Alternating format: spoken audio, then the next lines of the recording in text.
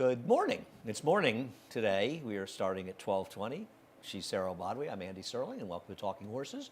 Got a little snow. We got a lot of fluffy snow last night. It's so weird. You know, we were upstairs early, and the track that yesterday was covered in snow. And by the time we came on for the Fox show, it had pretty much melted in the sun. But now we got. It depends who you ask. If you ask people who've actually seen it, it's about 3 inches. If you ask weather reporters, apparently it's somewhere between 7 and 8 feet. I don't really know, but well, you know, racing. if you're not here, then you have a better idea of what the weather actually is at a certain location that you're not at, right? That's how that works. That snowfall the other day in the city, and I was hearing there were 7 or 8 inches, and there just wasn't. But anyway, we're racing, and we are. The track is good and harrowed. I think it was just got sort of on the track, and they were able to just remove it.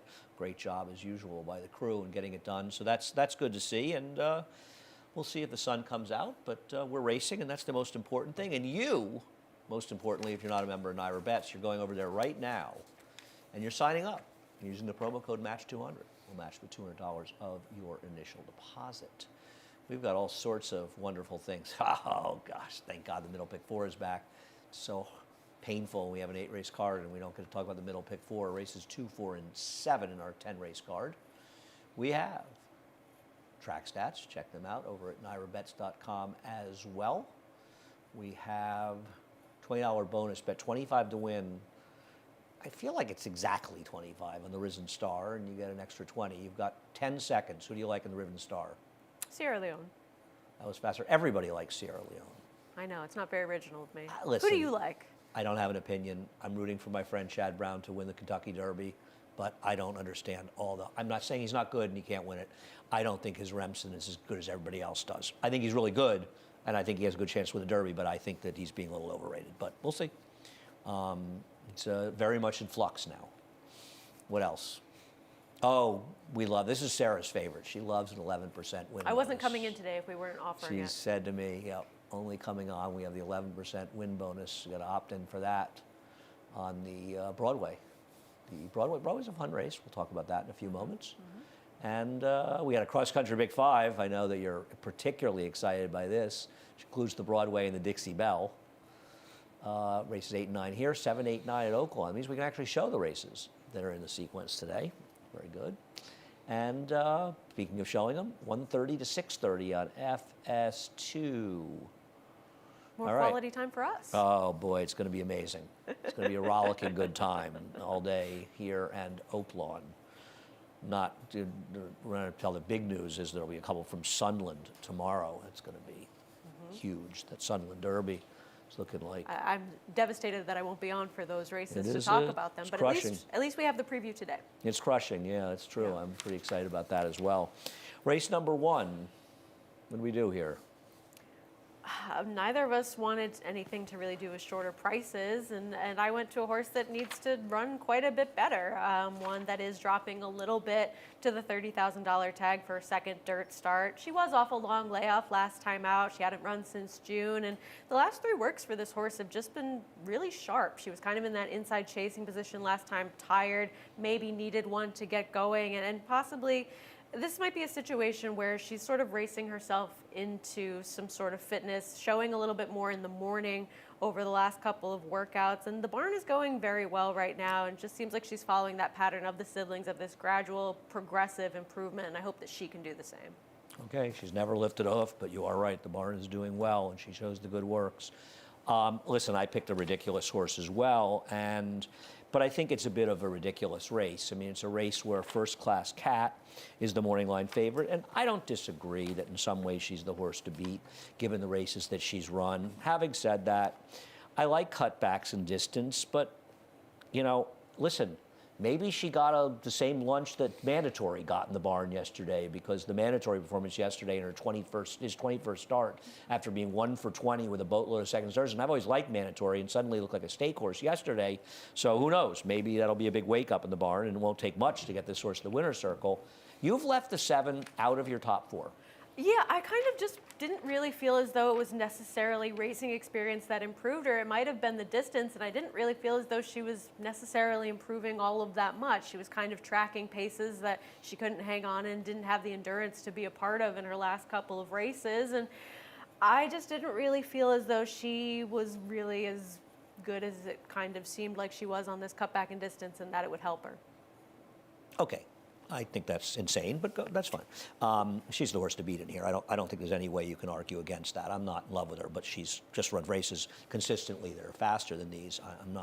I'm not sure what the problem is. I picked against her, but I can't imagine a scenario where I would leave her out.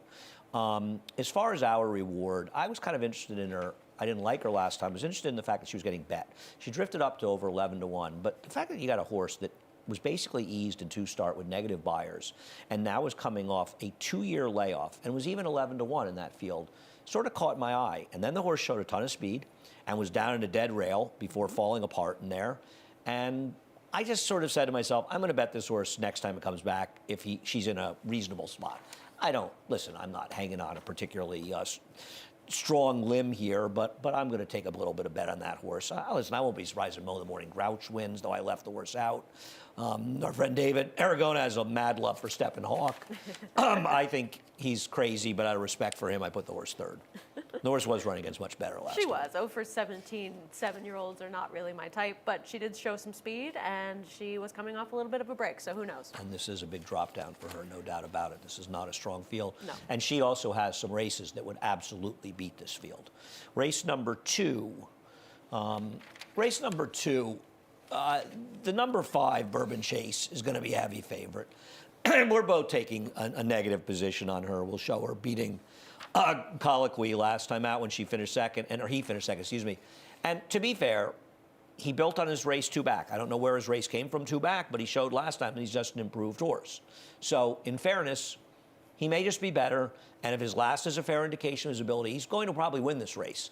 I just am not yet a complete believer, and I'm going to try to beat him. Right, and same for me as well. I mean, this was a horse that was kind of a hanger, kind of a money burner to start out his career, and we were both really against. But as you mentioned, that last race, last time out, it was really a big step forward in terms of showing that he can build on that race that sort of seemed to come out of nowhere. And I think that you have to respect those last 2 efforts going into this race. And if he didn't have those on the page, I'd be completely against, because he was a horse that just wasn't getting the job done at short prices repeatedly. But I think that you have to just take him for who he is now, and that's a horse that can absolutely win. But we didn't take him as who he is now. So you're saying you're not quite trusting, which I don't.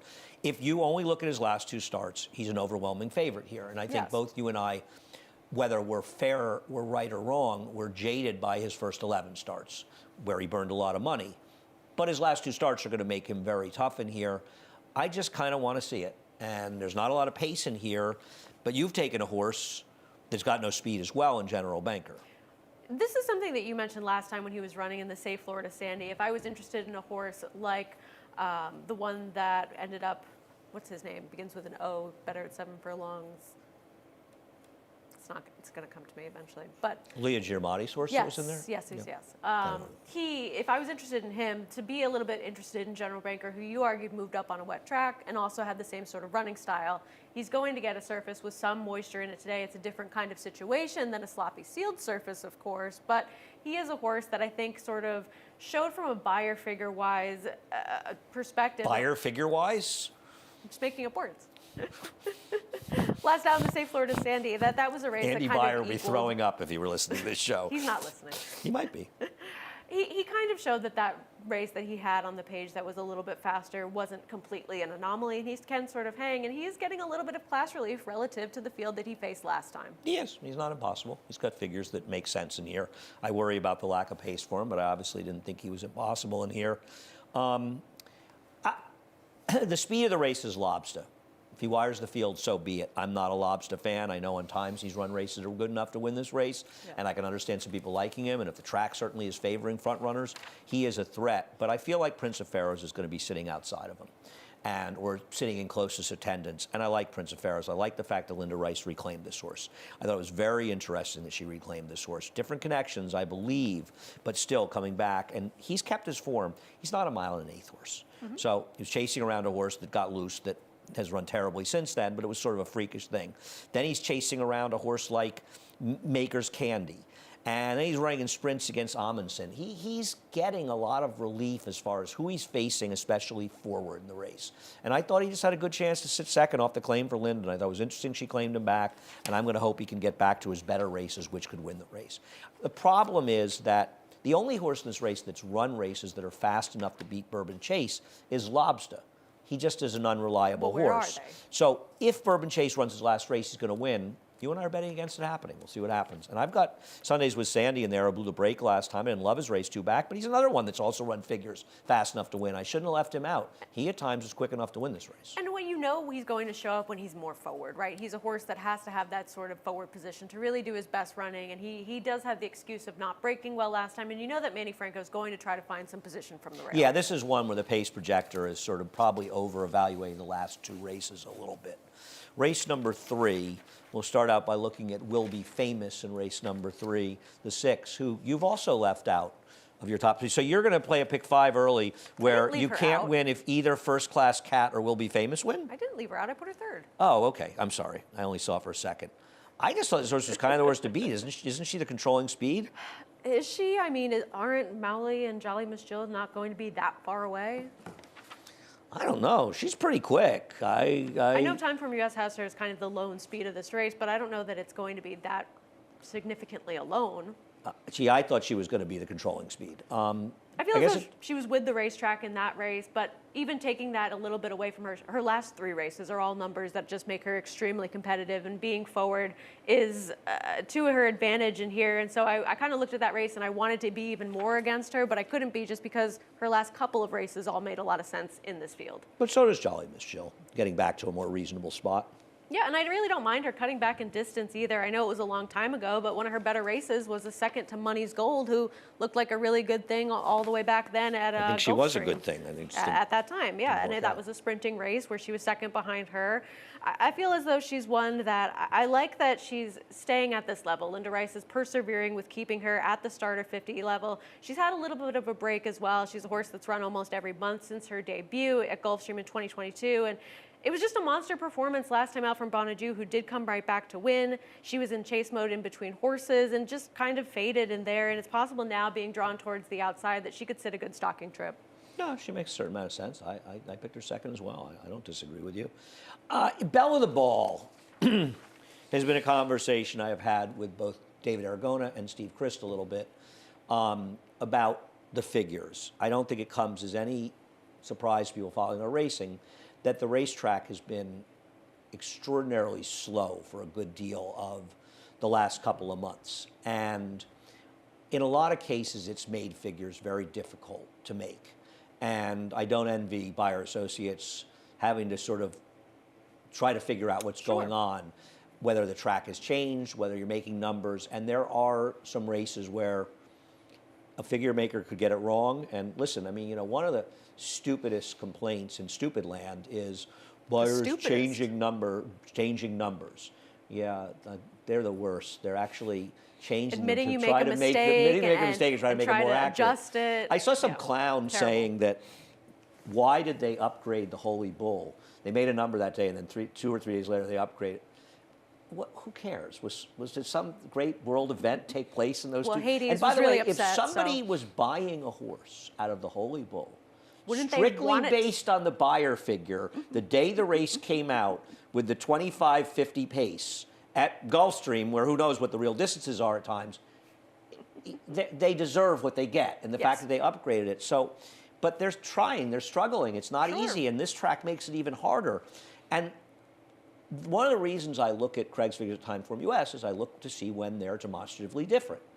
And a lot of times it's pace related. Yep. But occasionally it's because they look at the races differently, and there is an argument. This was a number that I am certain came up 10 to 12 points higher when they originally did the number. And they looked at this horse probably and said, well, how could Belle of the Ball possibly have run a 74 or whatever? Whatever. And you got to try to adjust them. I think You feel as the though it third- was a little bit Well, better the third than it horse came seems. back and ran 17 points higher. Okay, I think there's a very realistic chance that in fact it was a much better fig than it looks. And that was a sloppy seal track, by the way, for what it's worth. Unfortunately, the chart caller didn't do their due diligence, and we didn't list sealed on there, which is on us, but they should be looking at the track and getting it right. And that should be changed sloppy sealed. And maybe that's why she moved up. And I didn't pick her because I thought the track would No, be I wet. know. But she may have just run a big number last time. And if that's the case, she's going to be a much bigger price than Yes. she should be. So I think she's worth betting a few dollars on her. If she Yeah, goes she's up fine. at 4-1, she might be worse than 5-2. Now, they may be right about the number. I'm not saying they're wrong. I think That's it's a good their if decision to take a shot. Right. Sure. Craig thinks it's higher. They think it's lower. Doesn't make Craig right and them wrong. It just is a choice where I'm going to gamble on it being a higher number. You want to give us a second on why you've got to annihilate second? You Yeah, just I can't mean- get away from Jimmy Ferraro today? Yeah. You want me to have Jimmy stop by the office and say hi? I mean, you're like his biggest fan today. It's usually Paul Verderosa that's his biggest fan. Jimmy's a good guy. I Yeah, like Jimmy. but no, I mean, look, this horse has just been consistent. Her last race was pretty good. It was a big effort to finish second to She's Awesome, but she did get some pace and she saved ground in there. So I feel as though overall she had a good trip. I just respect the consistency that she's brought forward over the last couple of races and feel as though she might be moving in a good direction. I cannot argue with that. I'm really just teasing. Race number 4. Fun scratches in race number 4. Oh, I don't know yeah. about you, but they were my top 2. Yep, I always they like were. it when your top 2 get scratched at that situation. It changes the whole race. Yes. We'll take a look at the horse that you decided to stay with, Velouse.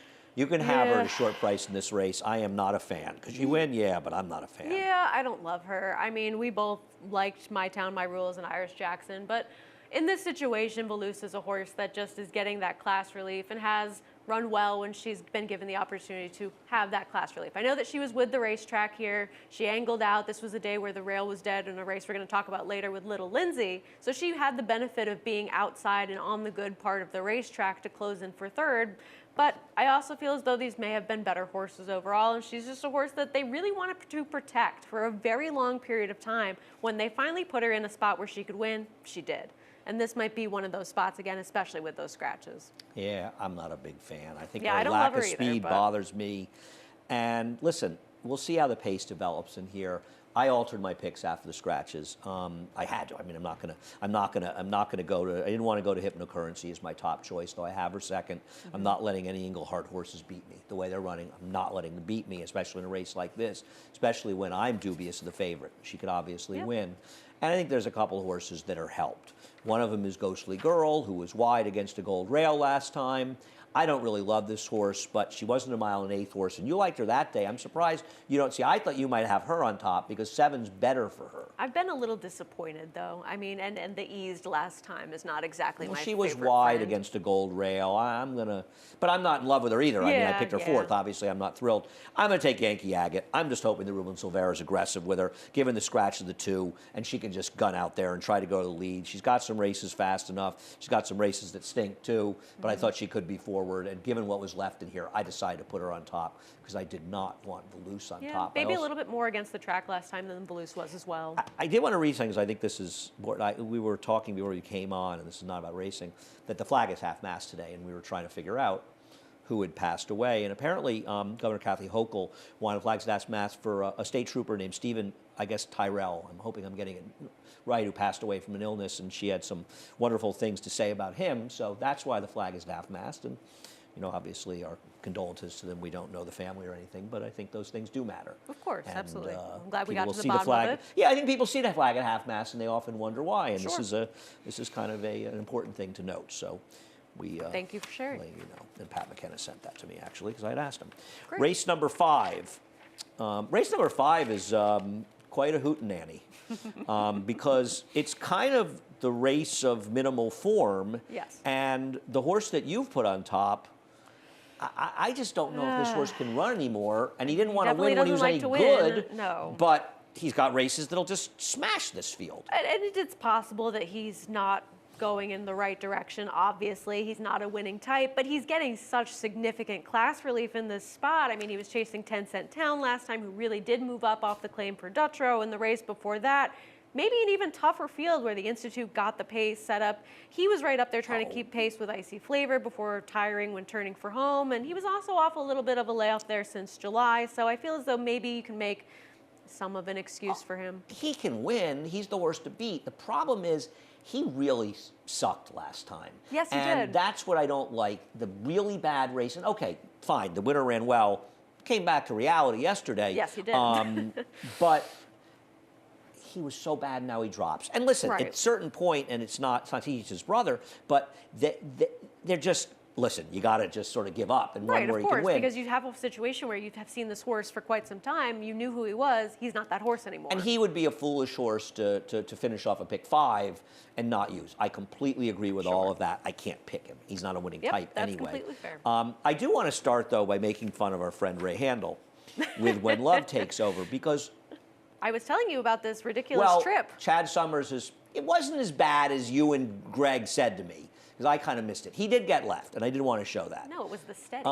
Yeah, but you know something? Yeah, he lost about a length at the start, and he lost about a length with Throwing the his steady. head. He was 1-5 or 1-2 for gosh sakes. I mean, come on. Yeah, he got a little shuffled back, but once he gets behind those horses, he actually gets in good position and got a perfect trip after that. So let's not get carried away. The funny part here The funny part is that this situation happened with this particular rider at this price, and that he was then able to win still. It's kind of like, oh, I can't believe you got this big favorite in that much trouble early. Okay, I'm going to tell you the actual funny part of it. All right, the funny you tell part me. of it is that Ray Handel made a lot of fun of claiming horses from Chad Summers and doing well with them. And he did. Not lately, though. To be fair, he's claimed a few from Chad over the last year, and they have not done well. So this is Chad Summers' revenge. Now, I make fun of Chad, but this is kind of funny, I think, because this is and this is a horse that Chad Summers always kind of wanted to have, from what I understand, and finally got a chance to claim him from his nemesis, Ray Handel. Now, have you paid Ray that bet you made on Twitter, by the way, Chad? Forgetting about that, this is his chance to get even on Ray. And he is a horse that may have run a little better than that 61 last time. And so that's the story within the story, the little competition. Because I don't feel like I've seen, and we make fun of Chad, so we can make fun of Ray a little bit here, too. Everyone. This is fun, right? I mean, I Sure. think it's fun. And I think the game is supposed to be fun. It's not supposed to be nasty and vicious. It is nasty and vicious at times, but it's also, don't get that. It's the problem of wearing. These mics are the worst. No, these mics aren't the worst. The problem The is mics are wearing kind of the ties worst. that have no grip on them. The game is it's supposed the to be ties' fun, fault. and I think it is a funny story within the story. Oh, absolutely. And this horse that also did run a little bit better than the 61 suggests, and this horse is capable of running a 70-ish buyer, which makes him a player in here. I don't love him. I didn't pick him in the top 4, but I do think it's worth noting. Yeah, and I mean, look, he had whatever you think of it or not. There was a little bit of a trip early in that race last Yeah, time. right. At the very least, he ran a couple lengths better than that. So I think it's worth pointing out. There was I enough think it's trouble worth to the say show. maybe it was a little bit better than it seemed. And who in this race? I mean, Red Nobody. DGP, Red DGP, and Dr. Settle's Dream were scratched out of a 40 yesterday. Yep.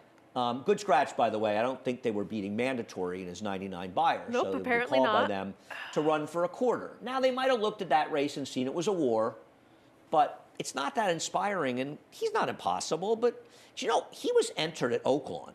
Who? Red DGP. Oh, okay. He was entered in scratch at Oakland because there were 2 New York breds in that race. That's why I remember it. Did he go down there? Who knows? Yeah. Honed. I'm going to show you Hone's second career race when he was second in the Iroquois behind Curly Jack. I was there And- that day. Wow. I know. Wow. So, Big day. you know, I had noticed this too, and I was talking to David about this the other day. You know who's This- in that race? Let me finish. All right, you go ahead. This horse is bred to sprint. This horse is not bred to go long. No, he's not. They got Triple Crown fever, and he fooled them by running pretty well here. But it's not clear that this is a horse that should have maybe been sprinting all along. He was sold for $35,000 in November at Keeneland. Shows up in a $25,000. It's not really that big a deal. Rob Atcher's barn's been going well. Now, I did find a negative stat. Trainer switch, sprint to route to sprint. I almost canceled this when I picked him, but I did want to point it out. Rob does not have great trainer switch numbers. No. But I think that Rob might be onto something right now. Conventional wisdom may be, and it might be, he's sprinting him to give him a race to stretch him out. I'm not so sure. And in this field, I want the stranger. Well, he definitely is the stranger. I mean, this is the new face, blinkers off, first time gelding, all the changes kind of horse off a break, switching barns that you want to take a shot with if they're a fair enough price in a field where you really don't like anybody else and nobody has that much form. Yeah. So I get it. Yeah. No, it's just I want somebody. Now, who was in that race quickly? Confidence game. Oh. Well, he'll be running in this race very soon based on his recent form. Can you believe that he was 3-1 that one day when he went off as the favorite in some ridiculous race? This is going to shock you and the listeners. I'm not following his career as closely as you are. Well, that's very disappointing. I know. I'm a disappointed I loved guy. that David picked him, though, in his last race. We're going to disappoint you, and we're going to take a break. But we'll be back with the late pick 5 in just a moment.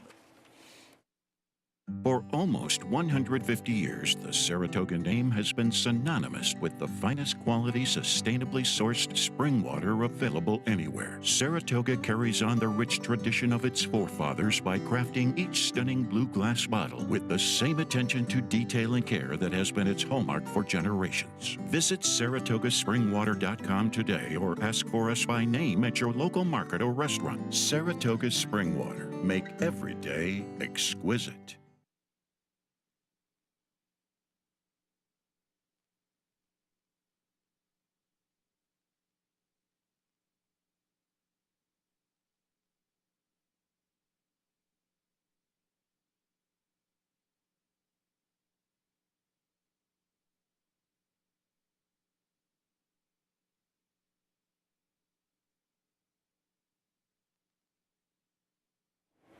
Welcome back to Talking Horses. Sarah Bodway and Andy Serling. We got to get moving here. We're having too much fun. By the way, thanks to our good friends at Saratoga Springwater. Race number 6, Irie Man and Triple Word Score are both entered tomorrow. People are wondering why they scratched, and you haven't looked at tomorrow yet. Get to work. Irish Tenor for the White Hot Kimmel Barn based on the mandatory race. This is the horse to beat. I'm not against him. I didn't put him on top, but I have nothing against the horse. He was wide. It was a 3-wide trip against a gold rail last time.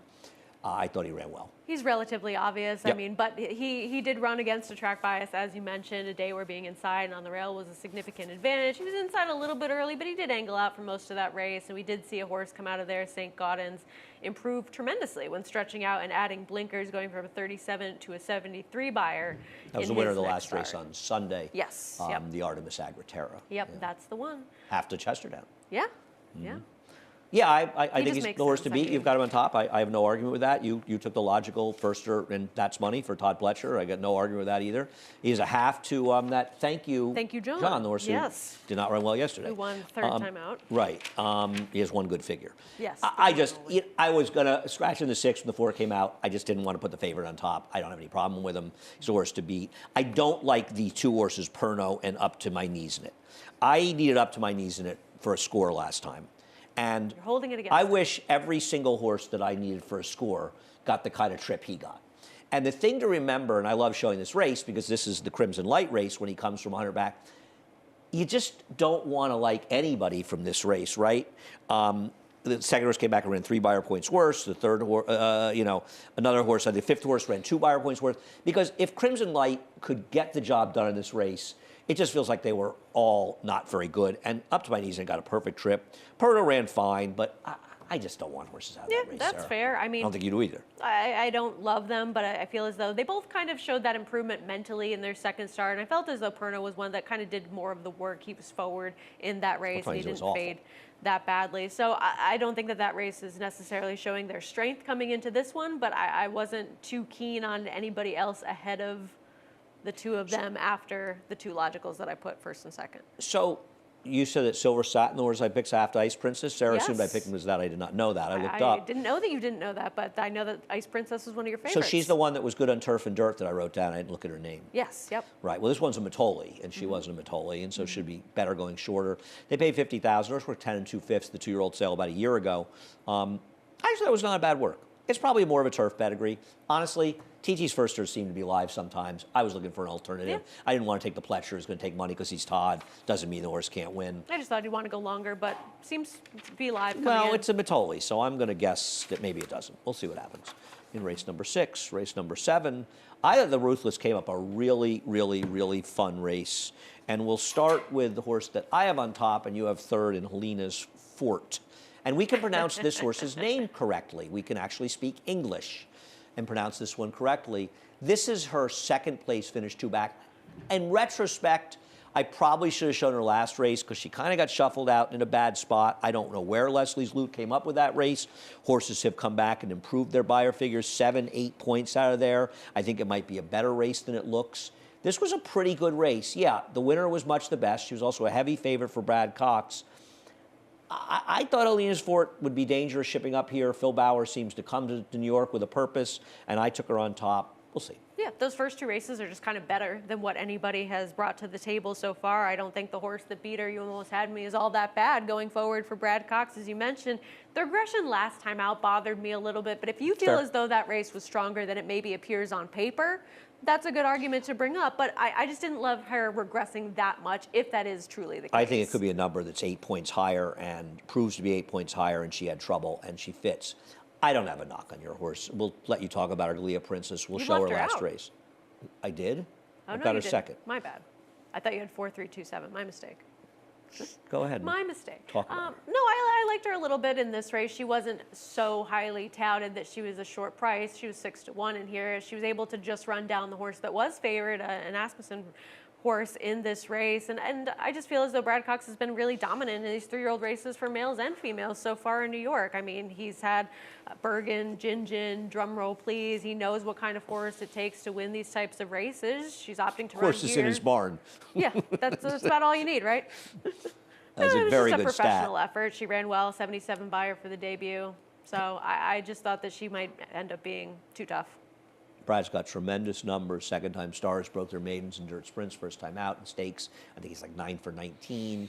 He gets it done. So I have no problem with her. Funny, I'd actually watched that race live because somebody I knew had a tip on the second place finisher.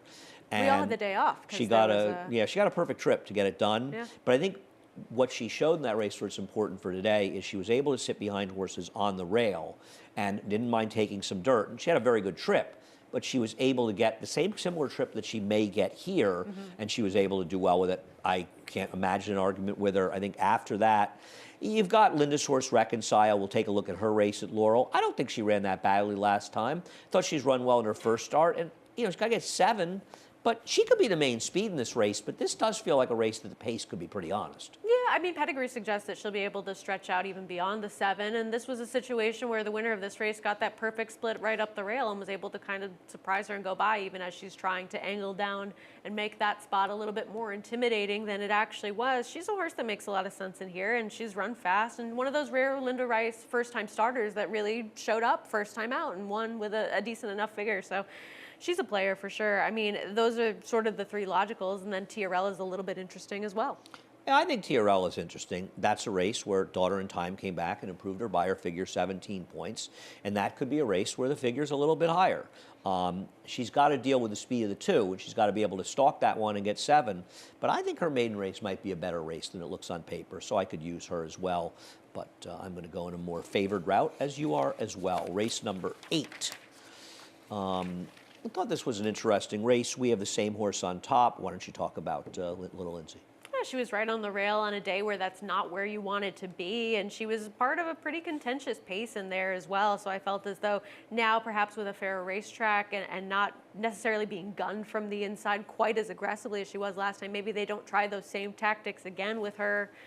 She just wasn't on the good part of the racetrack. The horses that were wide were the first and second place finishers in there. 3 races ago, she was arguably in a little bit too tough and was also off a bit of a layoff. And the race 2 back, it was a similar fig to that race and finished second to Lady Mine. So she just made some sense. Her last race was trainer error. Katie was instructed to be aggressive in that spot. And it was a curious decision because the rail was dead and there was tons of speed in the race.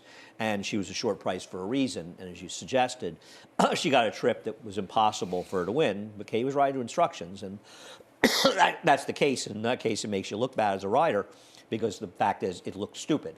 But it wasn't her her decision fault. to do that. And that's not the way Katie rides. That's why it was surprising to see it. She's not a rider that's overly aggressive in those situations, and this is not a horse that should have been over-aggressive. She had the absolute, not only was it a dead rail, excuse me, it was a race that completely collapsed. So I'm all about her as well in here, but she doesn't have to win this race. I wanted to show, what replay do we have? Bussia beating Ghost Bustin', because Ghost Bustin' would take a lot of money here, and Roddy Millennial will be happy. I at least picked her 3rd today, Roddy. So she does benefit from drawing outside. But there are other speeds. The 3 and 5 both have speed. Yes. Now listen, if she speed pops them and gets clear, maybe she can win. But I'm going to say she's had pretty juicy trips in her races. This is the one where she got run down by Busher in her debut. I think she ran fine.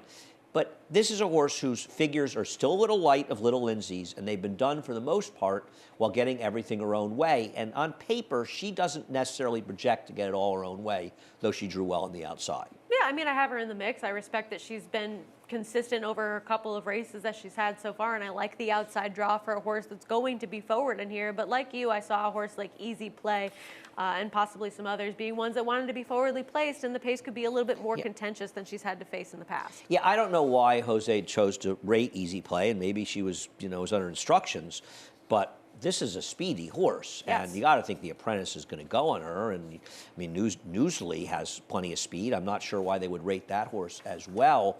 Luna Song, the horse that I have fourth and you have second, she's the wild card in here. We'll show her maiden win, and listen, this was a 2-year-old race a year plus ago. Where she ran fast enough with any kind of improvement, she would sit here. But it's not a 6-month layup. It's a long one. Brad Cox, 250-day-plus layoffs and dirt sprints. He's 25% with a $1.53 ROI. At Naira, he's 3 for 10 for what it's worth with a $1.85 ROI. They show up. I just felt like this horse would be a short price.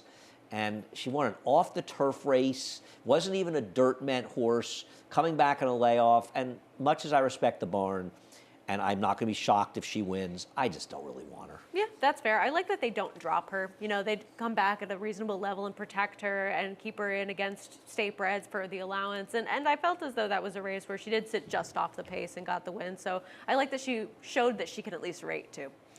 She's not impossible. Mim's okay. Mim should get more pace than she got last time. David's got a thing for Mim. I'm not sold on her, but she should get a little bit more of an honest pace She's than she got last time out as well. The truth was, I didn't love the others. I like the two.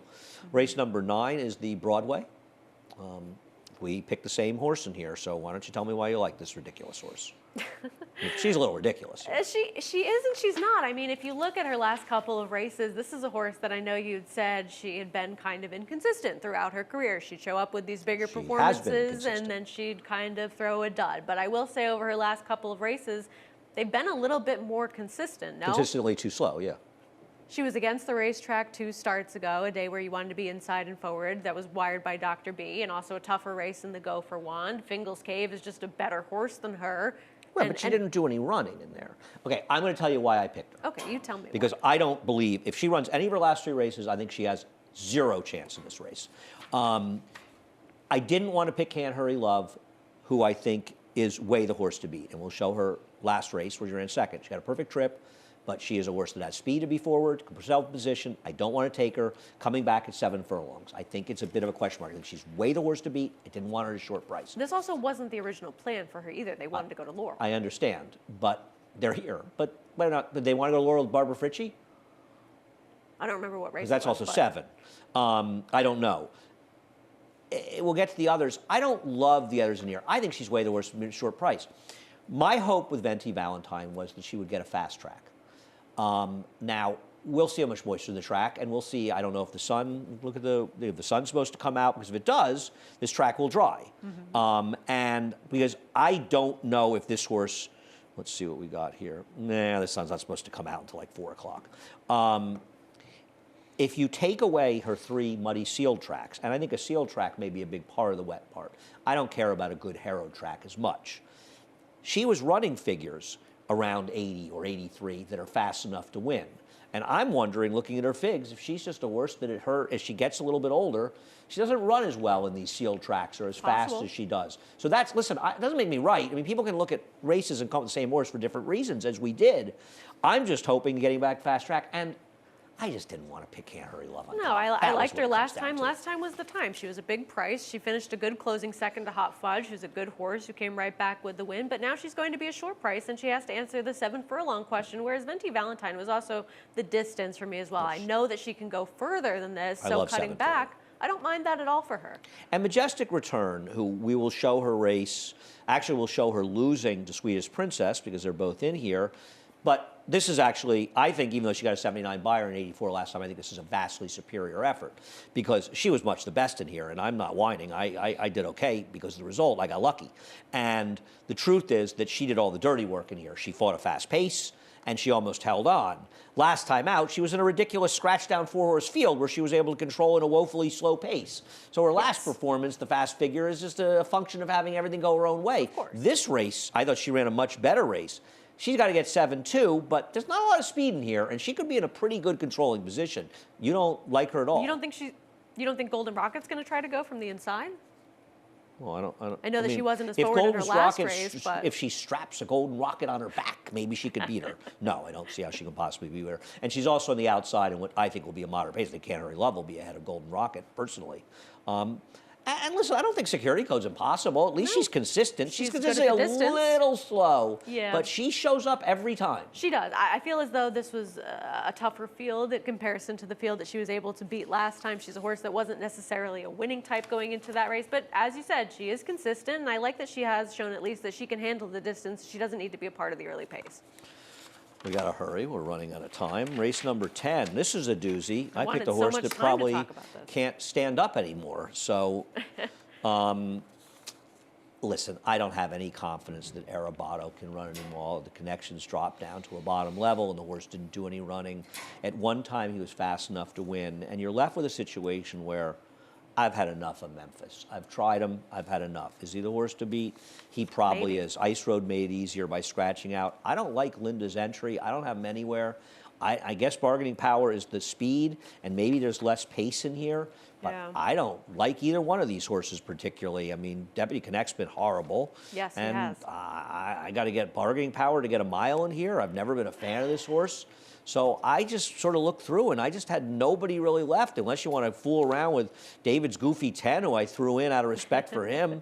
Got a muddy sealed track against horses that are grade 1 horses relative to these. Sure. So why not throw the horse in? But, like, I just have a horse that once was good enough off the claim, and I'm hoping that the notice could get the horse Yeah. alive. I had some interest in him last time. He's not completely impossible. He does have a little bit of a look of being that interesting long shot in here. With Uncle Waterflow, you wanted to be inside and forward 2 back on the 3rd of December. He was a little bit against the track. Kingdom showed up with a big effort 3 starts ago. I like that he showed some improvement in the new barn a little bit, going from a 60 to a 67 buyer. The winner of that race was dropping off a cliff in Night Effect. He hasn't run that badly versus Tougher since then, so perhaps a horse is just perking up for a new barn against a weak field. Pat's Barn's been going very well. I'm not knocking a single pick in here. I'm not a fan of this horse, but it's 1 for 18. But listen, I picked the horse is a little ridiculous as well. So we'll see what happens in the last race. Sarah, thank you so much. You'll be back on Monday, I want to Yes, say? yeah. All right. It's our holiday weekend continues. I know. You can just feel the festive holiday air. The cheer. You really can tell. Head over to Naira Bets. Speaking of holidays, it's always a holiday at Naira Bets. All those races at your fingertips. Use the promo code MATCH200. We will match with $200 of your initial deposit. We have the middle pick 4. Woohoo! I just get so excited. These middle pick 4s, 2, 4, and 7 for the pick 4s. We've got track stats. Head over to Naira Bets to get that information on track stats. All sorts of information over there at Naira Bets. We have $20 bonus, bet $25 to win anybody that wins in Star. If you win, you get an extra 4 to 5 for your money, an extra $20. We've got an 11% bonus. You got to opt in for these. Head over to Naira Bets and opt in. 11% win bonus on the Broadway Stakes. That's race number 9 in today's card. We have the Cross Country Big 5. Speaking of race 9, 8 and 9 here, 7, 8, 9 at Oaklawn. 2 stakes in that sequence. And last but not least, all those races will be at America's Day at the Races, FS2, from 1:30 to 6:30, covering all the action. All right, we're done. Chris Griffin is just getting revved up. He's up next for the reprise. Scratch and Changes. Have a great day.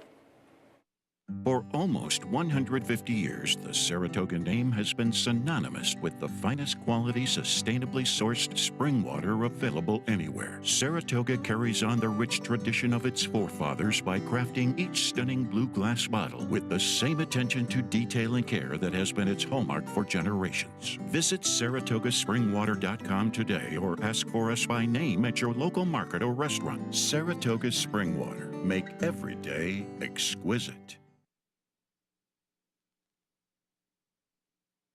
Hello, ladies and gentlemen. Welcome to Aqueduct. Saturday afternoon of racing action. 10 races on today's card. The track is good. Here are today's scratches and changes. Race 1, start of the early pick 5. Rider on the 3, make it Jose Gomez. Race 2, the 4 is 1 pound over. Start of the early pick 4. Race 3 is clear.